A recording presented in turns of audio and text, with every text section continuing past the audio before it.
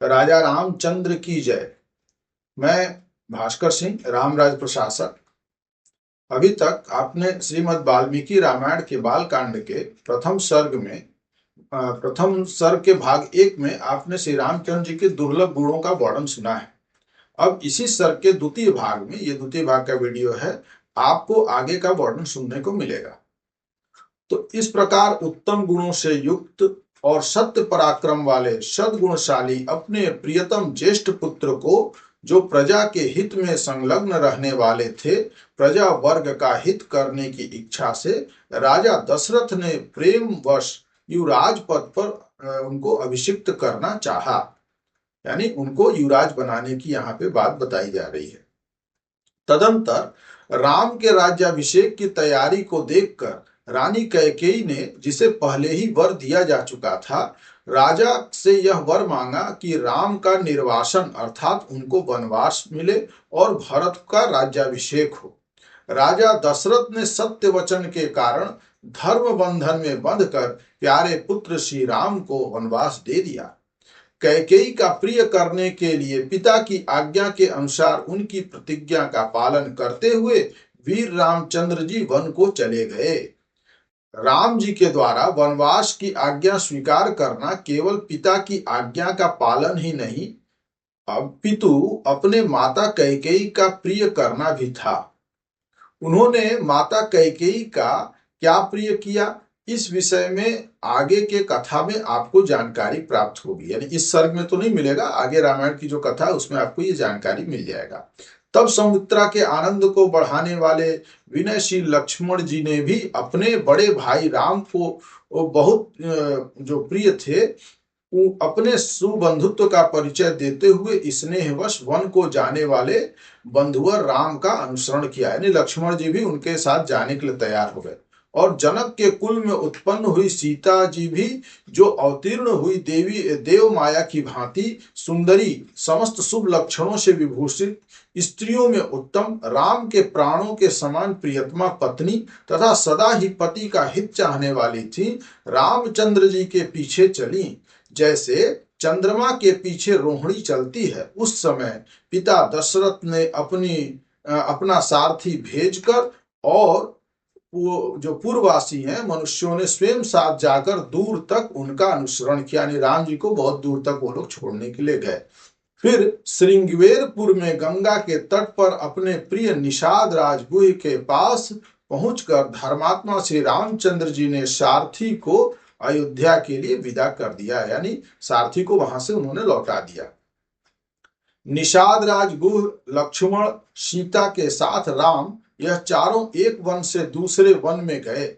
मार्ग में बहुत से जल वाली अनेकों नदियों को पार करके भरद्वाज के आश्रम पहुंचे और गुह को वहीं छोड़कर भरद्वाज मुनि की आज्ञा से चित्रकूट पर्वत पर गए। वहां वे तीनों देवता और गंधर्व के समान वन में नाना प्रकार की लीलाएं करते हुए एक रमणीय पर्ण कुटीर बनाकर उसमें सानंद रहने लगे। राम के चित्रकूट चले जाने पर पुत्र शोक में पीड़ित राजा दशरथ उस समय पुत्र के लिए उनका नाम लेकर विलाप करते हुए स्वर्गगामी हुए। उनके स्वर्गागमन के पश्चात वशिष्ठ आदि प्रमुख ब्राह्मणों के द्वारा राज्य संचालन के लिए नियुक्त किए जाने पर भी महाबलशाली वीर भरत ने राज्य की कामना न करके पूज्य राम को प्रसन्न करने के लिए वन को ही प्रस्थान किया। यानी वो भी राज्य को उन्होंने स्वीकार नहीं किया भरत जी ने, और वो भी वन के लिए चले गए। वहां पहुंचकर सद्भाव युक्त भरत जी ने अपने बड़े भाई सत्य पराक्रमी महात्मा राम से याचना की और यूं कहा कि धर्मज्ञ आप ही राजा हों। यानी राम जी को उन्होंने कहा कि आप ही राजा हों। परंतु महान यशस्वी परम उदार प्रसन्न मुख महाबली राम ने भी पिता के आदेश का पालन करते हुए राज्य की अभिलाषा न की और उन भरताग्रज ने राज्य के लिए न्यास अर्थात चिन्ह के रूप में अपनी खड़ाऊ यानी भरत को देकर उन्हें बार बार आग्रह करके लौटा दिया। यानी भरत जी को अयोध्या वापस जाने के लिए कहा। अपनी अपूर्ण इच्छा को लेकर के ही भरत ने राम के चरणों का स्पर्श किया राम के आगमन की प्रतीक्षा करते हुए नंदीग्राम में राज्य करने लगे। यानी अयोध्या के राजगद्दी की जगह नंदीग्राम अयोध्या से थोड़ी दूर पर है, वहां भी बैठ करके उन्होंने राज्यपाठ संभाला।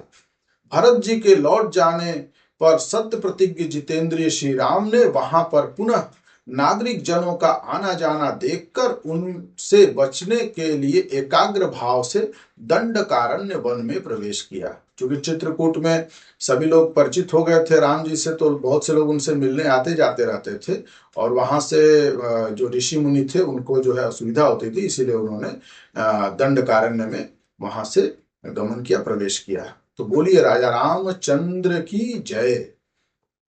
तो प्रथम सर्ग के द्वितीय भाग में आपने यहां तक की कथा सुनी। अब आगे का जो वर्णन है वो तृतीय भाग के वीडियो में आपको सुनने को मिलेगा। इस वीडियो के विषय में आप अपने विचार से हमको अवश्य अवगत कराएं। इस वीडियो को आप जिस भी माध्यम से देख रहे हो, चाहे यूट्यूब से देख रहे हो, फेसबुक से, इंस्टाग्राम से, सभी माध्यमों से इसे आप शेयर अवश्य करें। इसको लाइक और फॉलो अवश्य करें। सब्सक्राइब, अगर फॉलो या सब्सक्राइब जो भी आवश्यक हो वो करें। और यदि आपको रामराज प्रशासन के साथ जुड़ करके कार्य करने की इच्छा है तो आप अपना विवरण हमें ईमेल के माध्यम से अवश्य भेजें। ईमेल आपको डिस्प्ले में दिख रहा है। तो आज कथा इतनी भई सुनहु वीर हनुमान, एक घड़ी आधी आधी में पुनियाद, तुलसी संगत साध के कटहि कोटि अपराध, सियावर रामचंद्र की जय। जय श्री राम।